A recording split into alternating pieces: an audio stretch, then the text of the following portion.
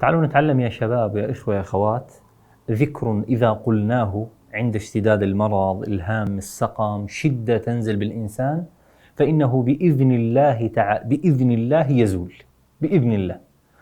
وهذا مأخوذ من قوله صلى الله عليه وآله وسلم: من أصابه هم أو غم أو سقم أو شدة فقال: الله ربي لا أشرك به شيئا إلا كشف عنه.